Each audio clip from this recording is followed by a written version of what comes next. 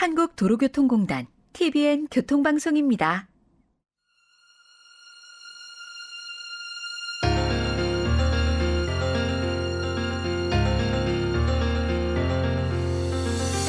(1980년대) 초 우리나라 자동차 등록 대수는 50만 대에 그쳤지만 2023년 말 기준으로 자동차 누적 등록 대수는 2,600만 대에 육박합니다.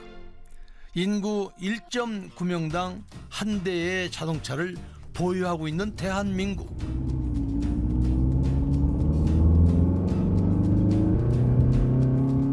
자동차 보급의 빠른 확대는 우리 생활을 편리하게 만들었지만 차가 늘어난 만큼 교통사고 또한 늘어나 1991년에는 보행자 사망자 수가 역대 최고치인 7,000명에 육박하기도 했죠. 이에 보행자가 안전한 도로를 만들기 위해 오랫동안 교통정책을 연구한 분이 있습니다.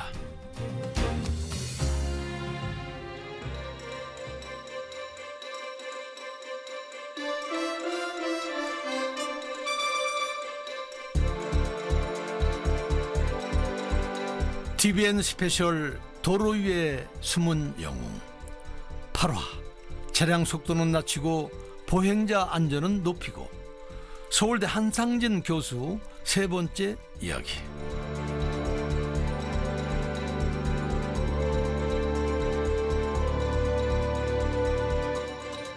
안녕하세요.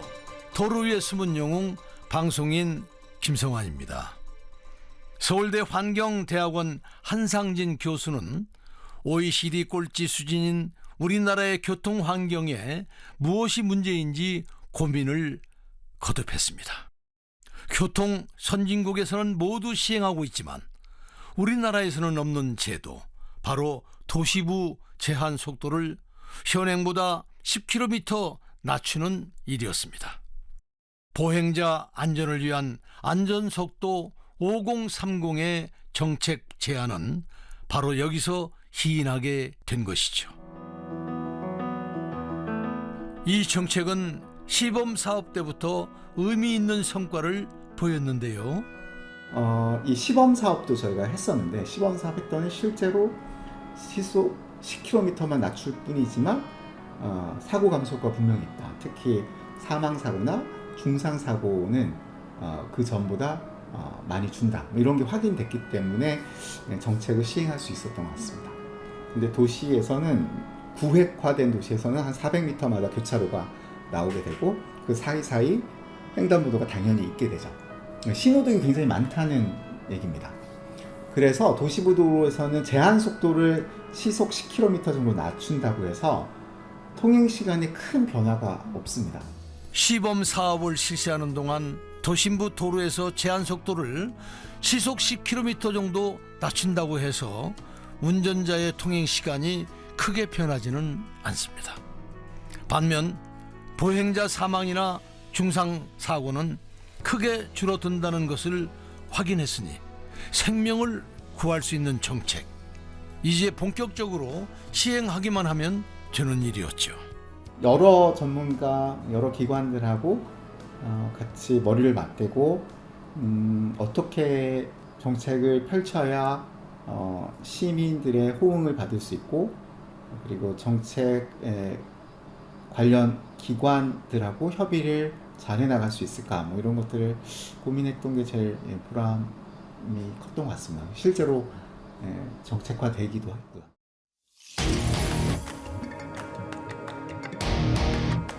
하지만 막상 안전속도 5030이 전국적으로 시행되자 반대하는 분위기도 만만치 않았습니다. 시간 약속도 있고 여러 가지 목적 때문에 차를 이용하는 거 아닙니까? 저희같이 직장인들 같은 경우는 시간을 뺏기고 막 그러니까.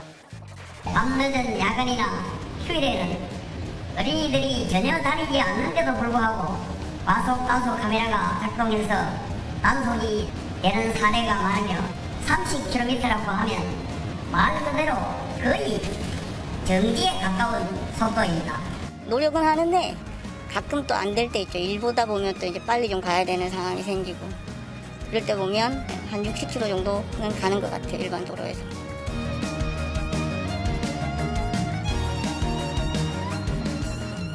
한 박사 역시 운전자들이 느끼는 불편에 어느 정도 동의하는 부분도 있다고 합니다.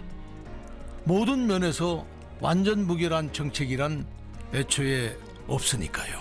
어떤 도로가 시속 50km로 낮춰져야 하는지에 대한 정확한 이해, 이걸 조금 더 알리기 위해서 노력했었어야 하는 아쉬움이 있습니다. 예를 들면 신호등이 없는 도로는 특히 보행자가 없는 도로는 제한 속도를 낮출 이유가 별로 없는데, 일부 도로들, 예를 들면 노들길 이런 데는 거의 고속도로급의 도로인데 그런데도 일부 구간을 시속 50으로 낮춘 데가 있거든요. 누가 봐도 비합리적이죠.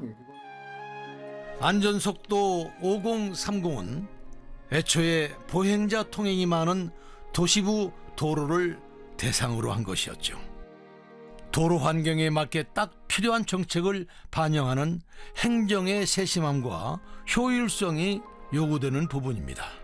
그 교통시설이 아까도 그런 횡단보도도 마찬가지로 그냥 이거를 모든 곳에 설치하면 달 거가 있겠지라고 생각을 하기 쉬운데 그렇지 않은 데가 5030 모든 도로에 적용하면 되지, 그냥 아닌데도 적용을 하는 사례를 봤던 것처럼 정책이 맥락에 맞게 적용될 수 있도록 신경을 써야 될 것 같습니다. 그럼에도 안전속도 5030 성과는 뚜렷합니다. 전국적인 시행 100일 만에 교통사고 사망자는 전년 대비 12% 이상 줄었고 보행 사망자도 17%가량 줄었습니다. 지금도 대부분의 도시부 도로에서는 안전속도 5030이 전면적으로 시행되고 있으며 보행자 통행이 적은 일부 도로에 한해 속도 조정이 유연하게 이루어지는 등 긍정적인 변화도 보이고 있습니다. 이 시점에서 보행자 교통사고를 좀 더 줄이기 위해 앞으로 어떤 노력이 더 필요할까요? 대부분의 보행 중 사망사고 60% 이상이 도로를 횡단하다가 발생합니다. 그러니까 횡단보도를 건널 때 사망사고 가능성이 굉장히 높다는 얘기죠. 그런데 그 발생하는 메커니즘을 보면 민식이 사고하고 많이 유사해요. 무슨 얘기냐면 횡단보도에 사람이 있는데 운전자가 횡단 중인 사람이 있는지 없는지를 볼 수 없는 상황. 근데 갑자기 사람이 튀어나오고 이 걷는 사람 입장에서는 차가 갑자기 튀어나오는 그런 상황이 발생합니다. 그 이유는 횡단보도가 있고 도로가 있고 횡단보도 주변 도로에 주차한 차량이 있거나 아니면 신호 대기 중인 차량이 있는데 옆 차로에 있는 운전자가 이 멈춰서 있는 차 때문에 분명히 횡단을 시작한 보행자를 못 볼 가능성이 있음에도 불구하고 멈추지 않고 그냥 속도를 유지하면 운이 안 좋으면 충돌하는 시점이 딱 걸릴 수 있죠. 학교 주변이나 학원가처럼 어린이 보행자가 많은 스쿨존, 불법 주차 등으로 운전자 시야가 가려진 상황에서 자동차가 속도를 줄이지 않고 횡단보도를 지나간다면 어떤 일이 벌어질지 충분히 짐작할 수 있을 겁니다. 보행자가 많은 곳에서는 자동차 속도를 낮추고 횡단보도 앞에서는 무조건 멈춘 후 주변을 더 꼼꼼하게 살펴야 하는 이유입니다.